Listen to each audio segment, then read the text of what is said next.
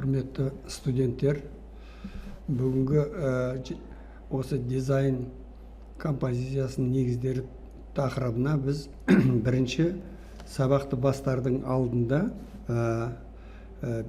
бейнелеу өнеріндегі көптеген жаңағы Қазақстан суретшілерінің еңбектерін таныстырамыз. Солардың ішінде енді композициялық шешім деп айтамыз. Осы композициялық шешімге тақырыптың өзін осы тақырыптарға жобалап келеді. Тақырыптан кейін біз тағы сабаққа қажетті құрал жабдықтарды айтамыз. Сабаққа құрал жабдықтар бар.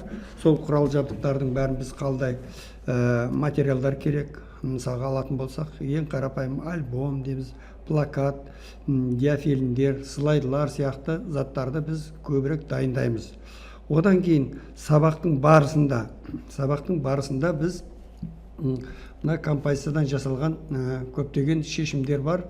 Сол шешімдерді біз қағаз бетіне қалай түсіру керектігі туралы біз композициялық шешімде барлық студенттерге композициялық орындауды қағаз бетіне дұрыс компоновка жасап, немесе қағаз бетіне дұрыс орналастырып, оның бір шетіне шығып кетпеу, екінші шетінен тағы шығып кетпеу жағдайларын салыстыра отырып, көптеген шешімдерді біз береміз.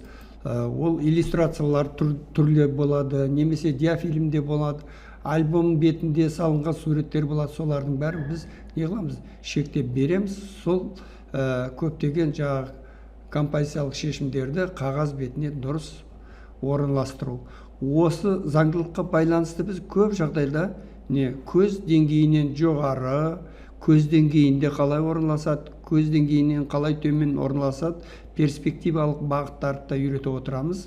Сол кездерде композициялық шешімдерді біз жоғарыдан, көз деңгейінде, төменнен қараған шешімдерді біз толығымен анықтап қағаз бетіне түсіре білуіміз керек.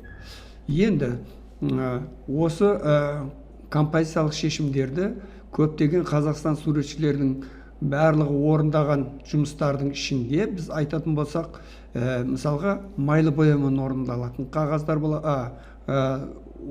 майлы бояумен орындалатын жаңағы живопистік жұмыстар болады. Олардың өзінің де бағыттары бөлекше болады. Өйткені ол палитра арқылы түстерді бірін-біріне үйлестіру арқылы композициялық шешімдерді біз дәл таба білеміз. Соның ішінде ақ қараменде жасалатын жаңағы сызықтар болады. Оларда біз толығымен қалай қағаз бетіне шешуге бағыттап отырамыз. Соның ішінде алатын болсақ, біз көптеген Қазақстан суретшілерінің ішіндегі мынандай сызбаларды орындап отырамыз. Кейде біздер сызбаларды долбалар деп отырамыз. Оларды қарапайым бейнелеу сызықтар арқылы тәсілдермен бір сызықпен жүргізіп отыратын жаңағы композициялық шешімдер болады. Одан кейін қысқа мерзімде салатын суреттер болады. Оларда қағаз бетіне қалай композициялық шешімдерді орындаудың түрлерін біз үйретіп отырамыз. Одан кейін академиялық суреттер болады, оны да қалай орындауды үйретеміз. Одан кейін карандашпен, живописпен салатын жұмыстар туралы мен айттым. Одан кейін композициялық шешімдерде тағы мысалға монументтік мүсіндер болады.